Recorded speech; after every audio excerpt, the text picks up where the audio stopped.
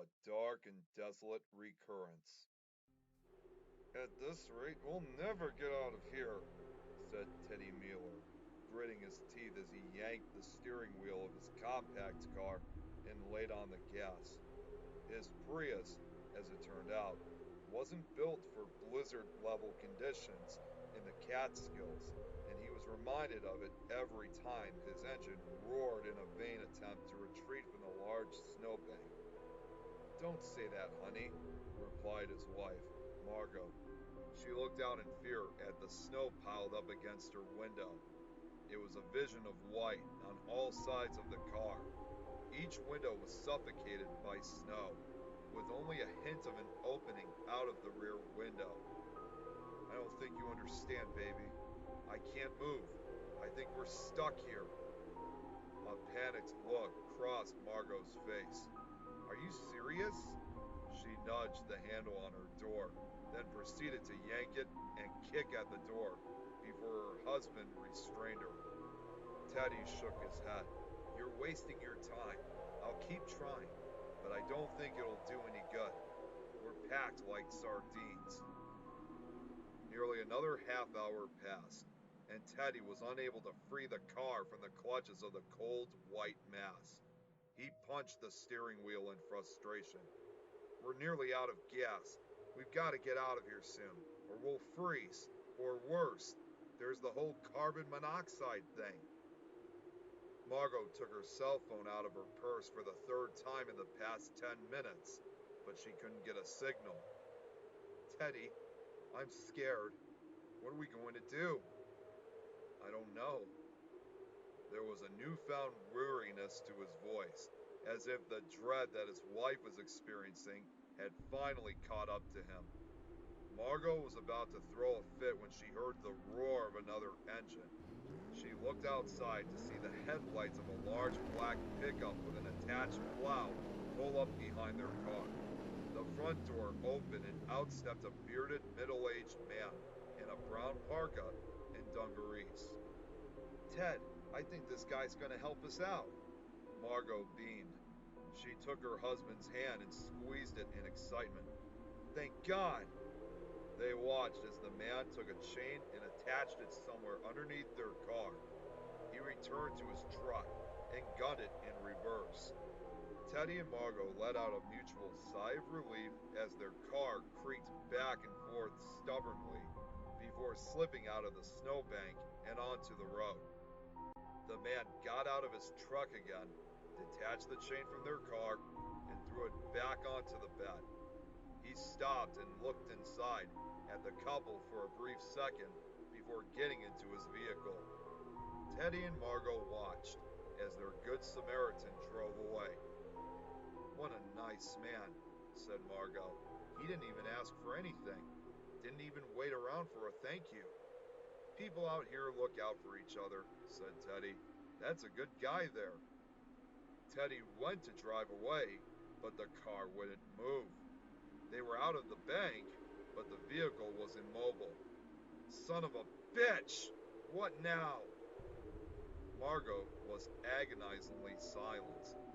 "It feels like the rear axle might be broke. Shit. Why'd that guy have to leave in such a hurry? I mean, he was a big help and all, but where'd he go?" said Ted.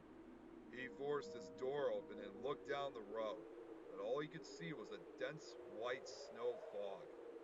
He examined the rear of the car, and sure enough, the wheel was crooked because the axle was broken. Teddy returned to the car inside. With their gas tank almost empty, the couple decided that they would have to leave the Prius behind and seek shelter. They stepped out of the vehicle and were instantly struck by the frigid winter air. They walked for only a minute before they noticed a small cabin set back a few hundred yards from the road. They decided to head for it and asked whoever lived there if they could come inside. It was beginning to grow dark, so they trudged onward into the foot-high snow. Teddy and Margot arrived at a modest cabin. There was a small porch attached to the front, on which sat Adirondack chairs, snow piled up on each seat. A wide stone chimney jutted out just off to one side of the porch, many of the stones having fallen to the ground nearby. They stepped onto the porch, and wood cracked beneath their feet. Teddy knocked repeatedly on the door, but no one answered. He turned the doorknob and felt that it wasn't locked. He called out before they ventured inside. "Hello? Is anybody home?" No one answered. The icy wind howled through the evergreens behind them. "I guess not," said Margot. The cold snapping against their faces, the couple had no other option but to enter.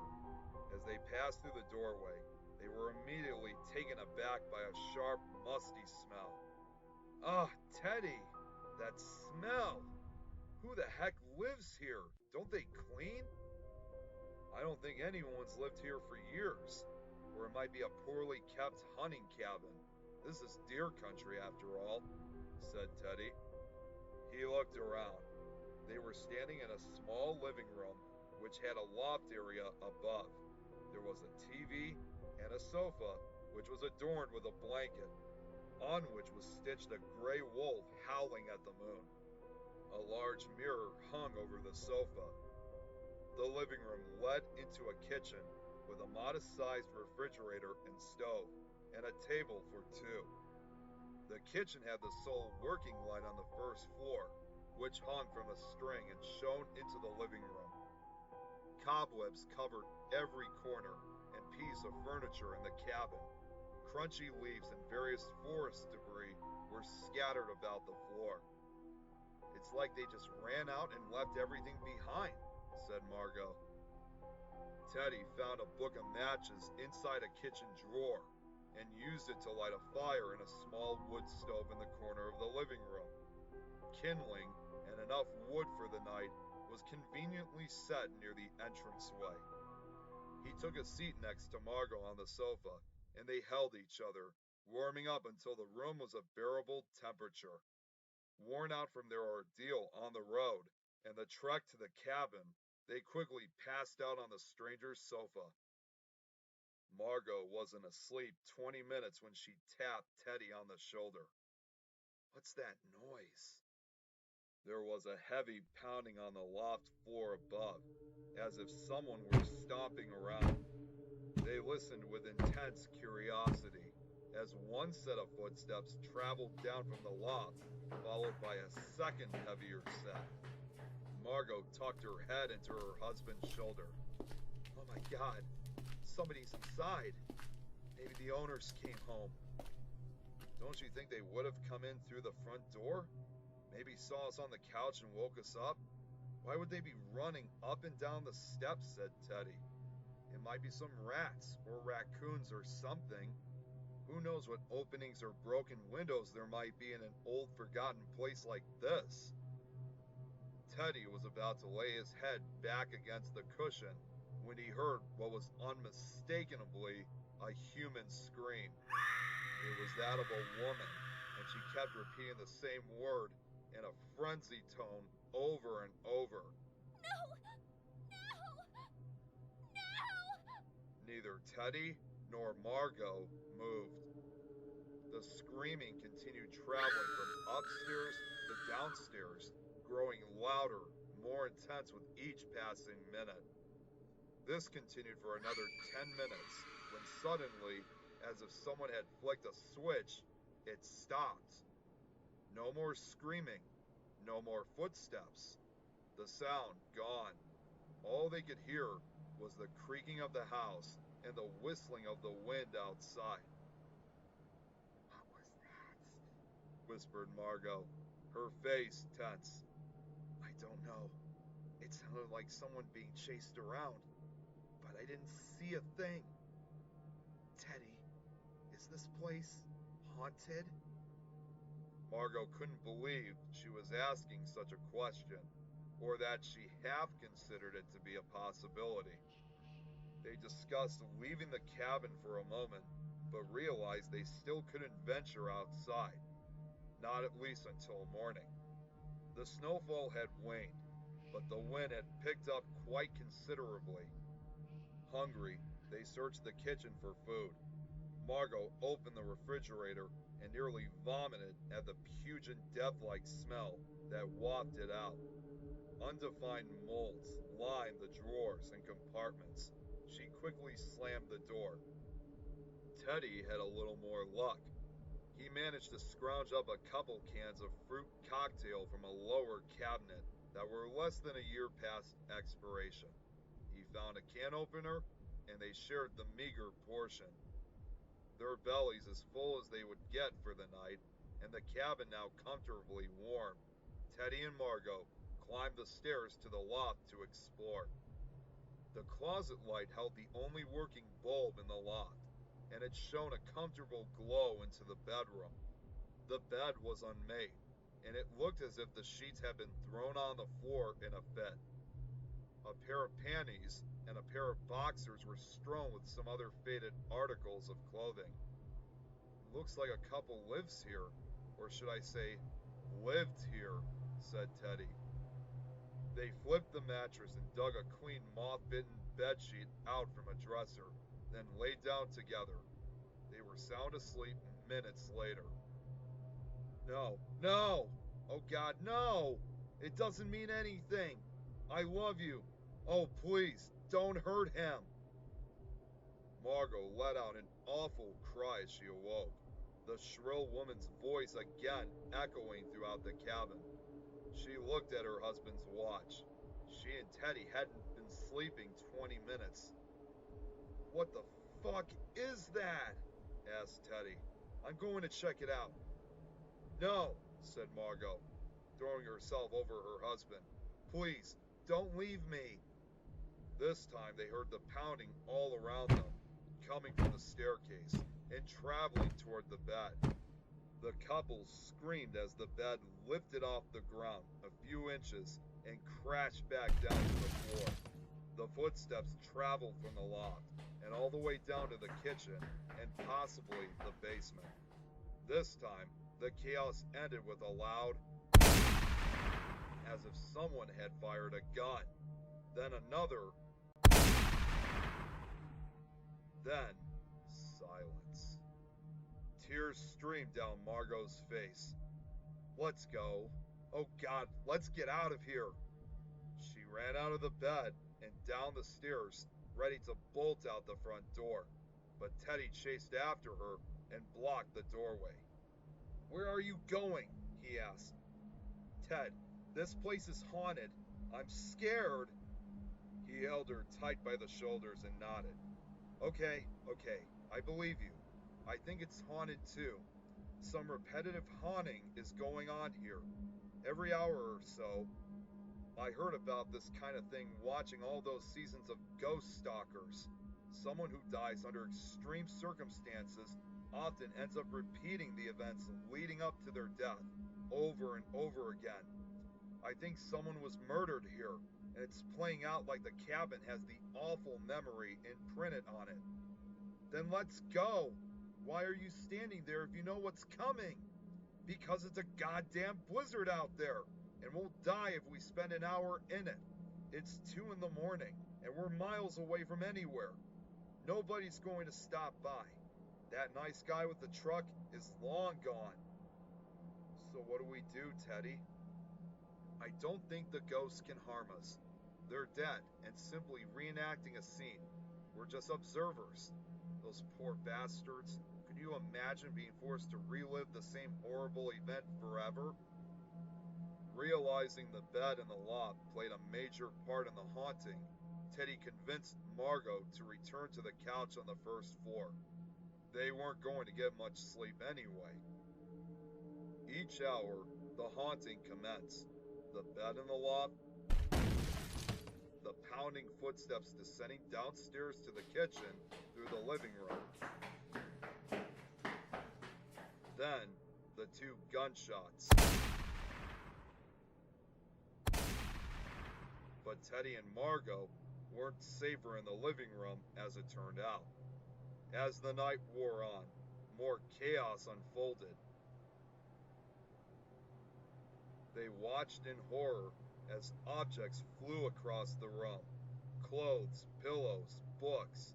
They were forced to duck and dive as heavier objects arced through the air. A lamp, dishes, at one point, a small television. Teddy held close to Margot beneath the wolf blanket. They were too frightened to keep stoking and tending to the fire.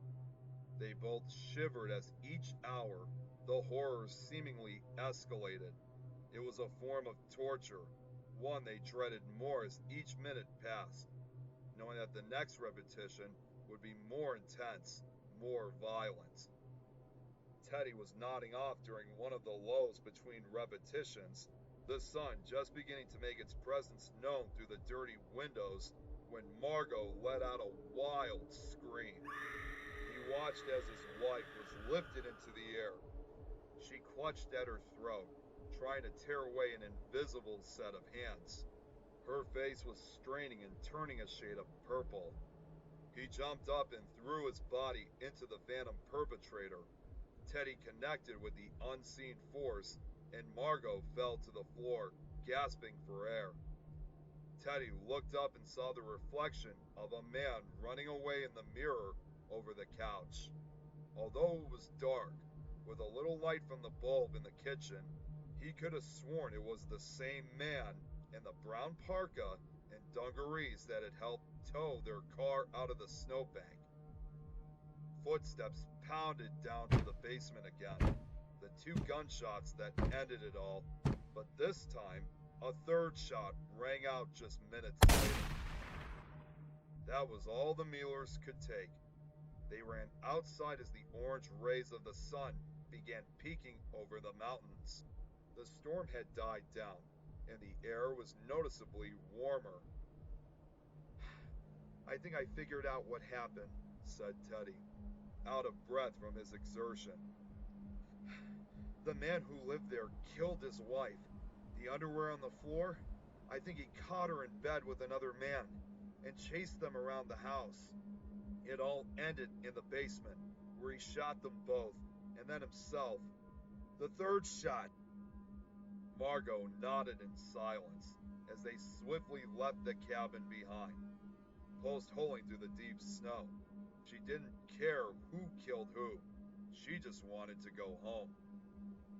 I think the guy with the pickup was the one who killed them, stated Teddy. Honey, I think we got pulled out of a ditch by a ghost. They made it back to the road, hoping they could flag down a passing motorist and hitch a ride into town. As they neared the scene of their accident, they were surprised to see the car was no longer sitting where they had abandoned it. It was firmly lodged in the snowbank. They stopped dead in their tracks when it was clear the same black pickup from the night before was pulling their Prius free. Honey, that ghost, he's back again, said Teddy. They stood silently, watching as the man in the brown parka and dungarees exited his truck to retrieve the chains. The man then looked into the driver's side window of their car, shook his head, and jogged back toward his truck, shouting back over his shoulder, I live just up ahead. I'll go call an ambulance. Margot and Teddy walked over to the Prius as the truck tore down the road. They couldn't believe their eyes. There they were, sitting in the front seat, their faces ghastly white. They were dead, long dead. Teddy, what? Who are those people? Margot's lip quivered. A nasty wind whipped against her face. They look like us. That's because it is us, honey. We're dead. That guy was the killer. See him driving away? He's going to go find his wife in bed with another man and kill them both. Don't you see? He returned home early because he was going to call us an ambulance. He didn't know we were dead. We're just like him, repeating our episode